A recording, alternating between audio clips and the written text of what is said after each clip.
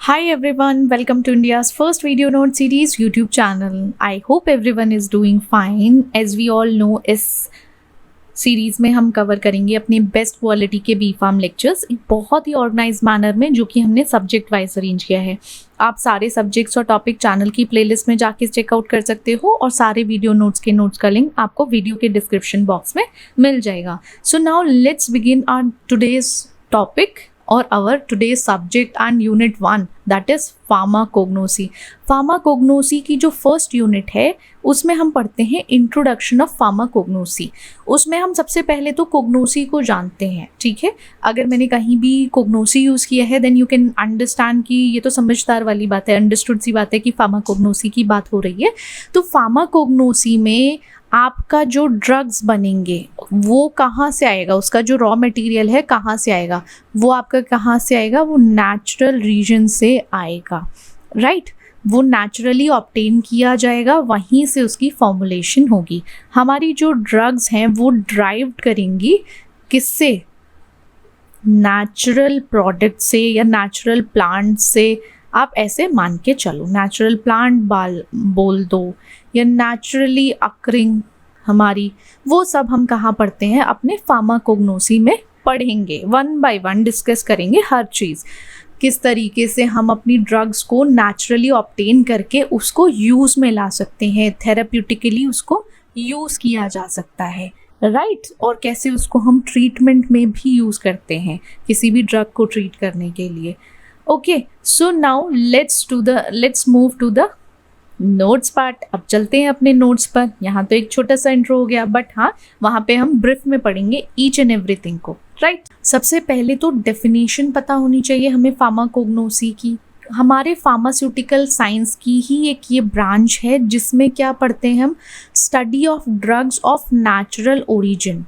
जो भी naturally originate हुआ है, जो हमको मिला है, उसको हम किस में पढ़ेंगे, अपने फार्माकोग्नोसी में पढ़ते हैं।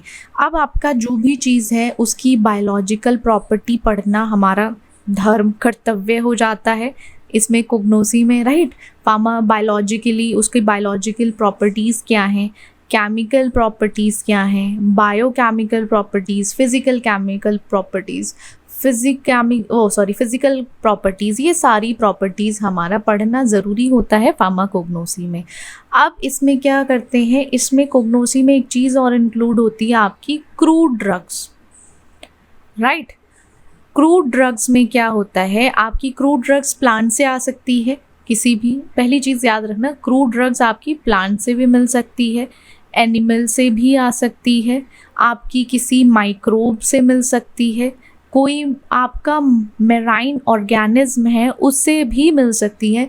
कोई भी नेचुरल सोर्स जहाँ से आपको आपकी ड्रग मिल सकती है वो हमारे फार्माकोग्नोसी में लाई करता है। अब फार्माकोन का मतलब हो गया ड्रग, फार्माकोन का मतलब ड्रग हो गया। कोग्नोसी में ग्नोसिस का मतलब है नॉलेज, ड्रग की जितनी नॉलेज है या नॉलेज ऑफ ड्रग आप बोल दो। और स्पेशली आपकी जो भी ड्रग आएगी वो कहाँ से आएगी, नेचुरल सोर्स से आएगी। हमें ये चीज़ ध्यान में रखनी है, कुछ भी सिंथेटिक नहीं होगा, कुछ भी सेमी सिंथेटिक नहीं होगा, सब कुछ जो है वो नेचुरल सोर्सेज से ऑब्टेन किया गया है। अब हिस्ट्री में क्या हुआ समझा जाए तो एंशिएंट सिविलाइजेशन में हमारे नेचुरल प्रोडक्ट जो मेडिसिन थे उनको ट्रेस किया गया एंशिएंट सिविलाइजेशन में जाकर। तो उसमें जैसे आपके इजिप्ट है, इंडिया आ जाता है, चाइना आ जाता है, ये सारी एंशिएंट सिविलाइजेशन में ट्रेडिशनल मेडिसिन के बारे में बात करती हैं। अर्ली डॉक्यूमेंटेशन में आपके Egypt documents 100 of herbal medicine रखते हैं, हर्बल रेमेडीज़ रखते हैं, जो एबर्स पेपायरस या सिरका 1500 BCE में था। अब हमारे इंडिया की अगर बात करें तो आपने चरक संहिता के बारे में सुना होगा, सुश्रुत संहिता, अगर नहीं सुना कोई बात नहीं, ये दो याद रख लो, इंडिया के चरक संहिता और एक सुश्रुत संहिता। ये हर चीज़ आपकी मेडिसिनल प्लांट्स के बारे में, फॉर्मुलेशन के बारे में प्रॉपर डिस्क्रिप्शन रखती हैं।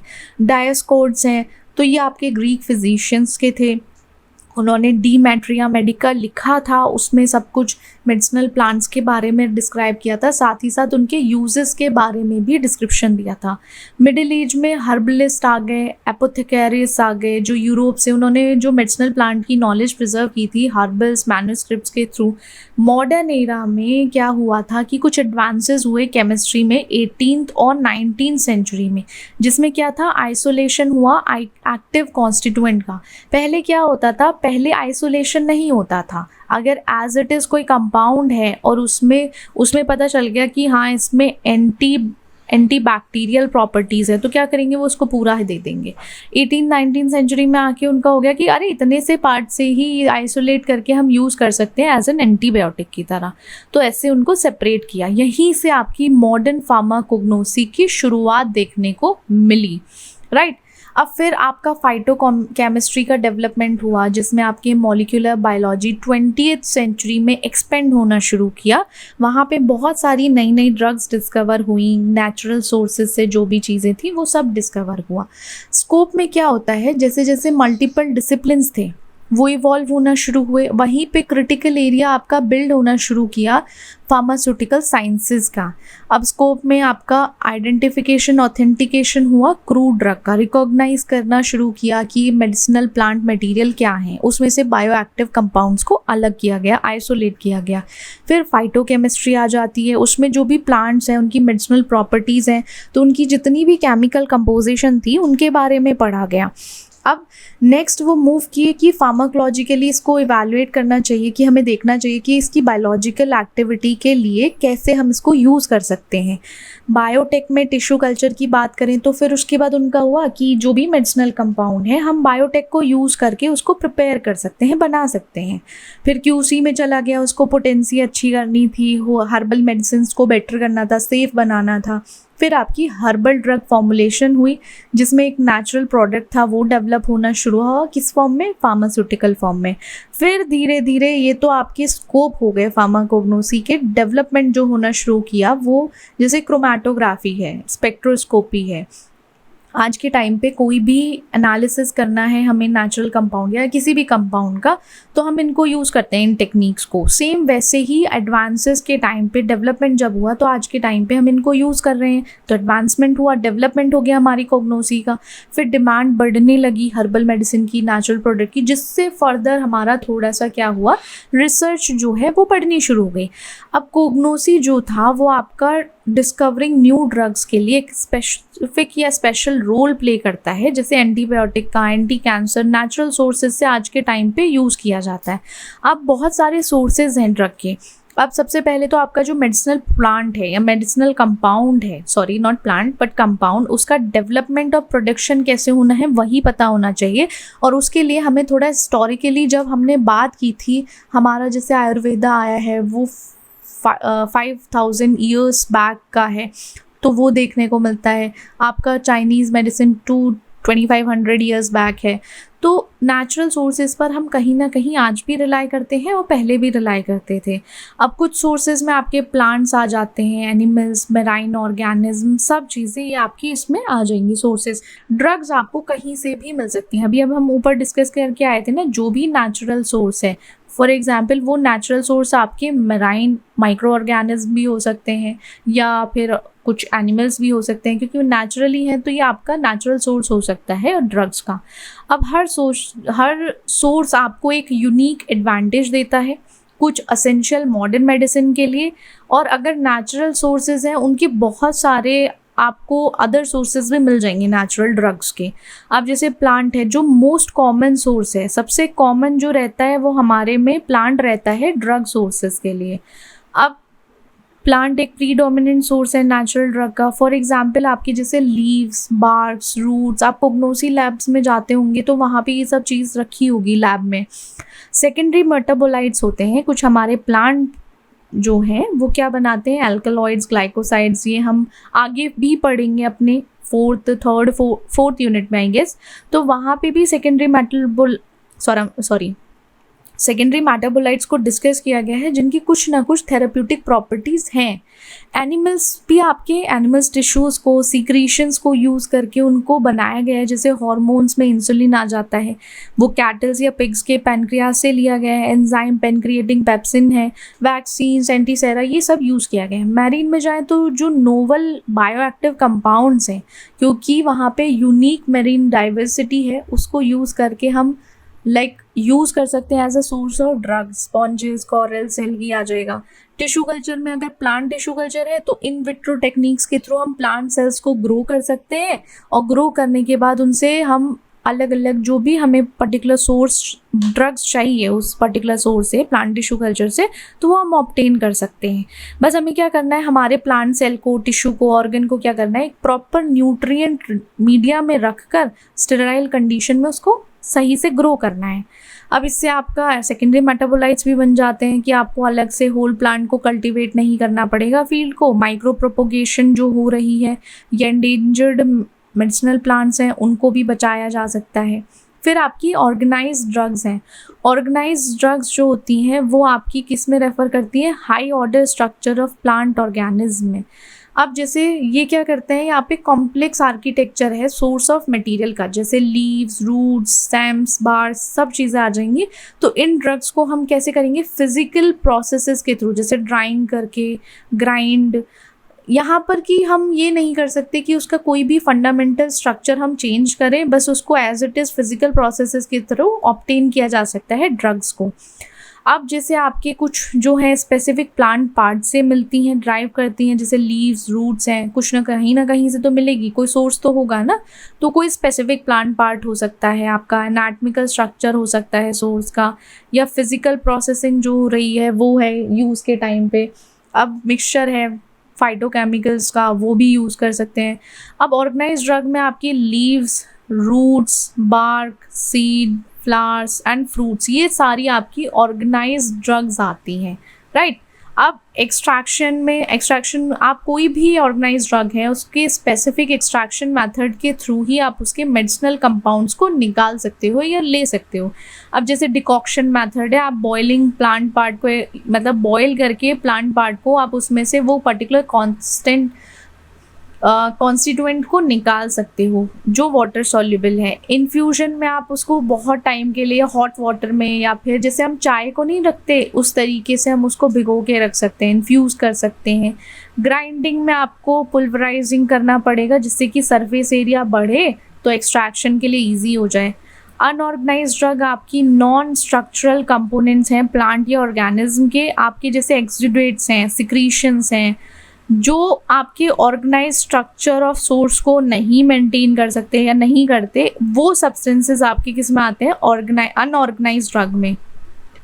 अब इनको एक्सट्रैक्शन प्रोसेस के थ्रू ही निकाला जाता है, फिर इसका प्यूरिफिकेशन किया जाता है जिससे कि हम आइसोलेट कर सकें किसी भी एक्टिव कॉन्स्टिट्यूएंट्स को। अब सब कैटेगरीज में आपके अनऑर्गेनाइज में ड्राइड लेटेक्स है, dried juices, dried extract gums, mucilage, oleo resins, oleogum resin, तो डिफरेंट आपके अनऑर्गेनाइज्ड ड्रग्स हैं। अनऑर्गेनाइज्ड ड्रग में ड्राइड लेटेक्स में मिल्की फ्लूइड आ जाएगा सर्टेन प्लांट से, और उनके सोर्सेज अलग होंगे और हम उनको यूज़ भी डिफरेंटली तरीके से कर सकते हैं। इसमें पूरे में बस हमें इतना ही पढ़ना है, राइट। अब ड्रग्स की क्लासिफिकेशन भी है। अब क्लासिफिकेशन ऐसे किया गया था फार्माकोग्नोसी और कोलॉजी के एस्पेक्ट से कि हम सिस्टमैटिकली उसको स्टडी कर सकें, आइडेंटिफाई कर सकें, मेडिसिनल सब्सटेंस को अलग कर सकें एक दूसरे से। अब जैसे आपकी बहुत सारे, एक तो कैरेक्टरिस्टिक्स के बेसिस पर उनको अलग किया जा सकता है या उनके एप्लीकेशन के बेसिस पर। अब जैसे क्लासिफिकेशन ऑफ ड्रग्स में आपकी अल्फ़ाबेटिकल क्लासिफिकेशन है, morphological, taxonomical, chemical, pharmacological, chemotaxonomical and serotaxonomical. ये डिफरेंट क्लासिफिकेशन है हमारी ड्रग्स की। इम्पॉर्टेंट क्यों है, क्या इम्पोर्टेंस है इसकी? देखो, लर्निंग और मेमोराइजेशन में इजी हो जाएगा क्योंकि एक आपका ऑर्गेनाइज्ड इन्फॉर्मेशन है जो स्टूडेंट्स को हेल्प करेगा कि अगर उनको फार्माकोलॉजिकल कॉन्सेप्ट समझने हैं। ड्रग डिस्कवरी और डेवलपमेंट में हेल्प करता है कि जो ऑलरेडी ड्रग्स हैं वो एक नए थेरेप्यूटिक एजेंट को कैसे लीड ऑन कर सकता है या कैसे हम उसको फाइंड आउट कर सकते हैं। आपकी जितनी भी क्लिनिकल डिसीजन मेकिंग है उसको बढ़ाएगा आपकी अप्रोप्रिएट ट्रीटमेंट हो पाए उसके ड्रग के एक्शन के बेसिस पर। फिर आपके रेगुलेटरी प्रोटोकॉल्स को भी सपोर्ट करेगा सेफ्टी एंड एफिकेसी के बेसिस पर, साथ ही साथ रिसर्च एंड इनोवेशन में हेल्पफुल रहता है। अब एप्लीकेशन अल्फ़ाबेटिकल क्लासिफिकेशन में हमारी ड्रग्स अल्फ़ाबेटिकल ऑर्डर में अरेंज होती हैं, ABCD इस तरीके से अरेंज किया जाता है, जिसमें उनका कॉमन नेम, बोटानिकल नेम या ऑफिशियल नेम को हम एज अ लिस्ट कराते हैं फार्माकोपिया या रेफरेंस बुक में। वो रेफरेंस बुक में ऑलरेडी लिस्टेड है, ये एग्जाम्पल्स हैं। अब अल्फ़ाबेटिकल क्लासिफिकेशन फार्माकोपिया के IP, BP, USP है, रेफरेंस बुक आपकी मैर्क इंडेक्स है, हर्बल फार्माकोपियाज हैं, ये अलग अलग आ जाते हैं। देखो अल्फ़ाबेटिकल क्लासिफिकेशन से आसानी हो जाएगी समझने में, हम ज़्यादा से ज़्यादा यूज़ कर सकते हैं, बट कोई साइंटिफिक बेसिस नहीं है, यही इसका डिसएडवांटेज है। आपको पूरी इन्फॉर्मेशन नहीं प्रोवाइड कर सकता उसके केमिकल कंपोजिशन के बारे में, उसके फार्माकोलॉजिकल इफ़ेक्ट के बारे में।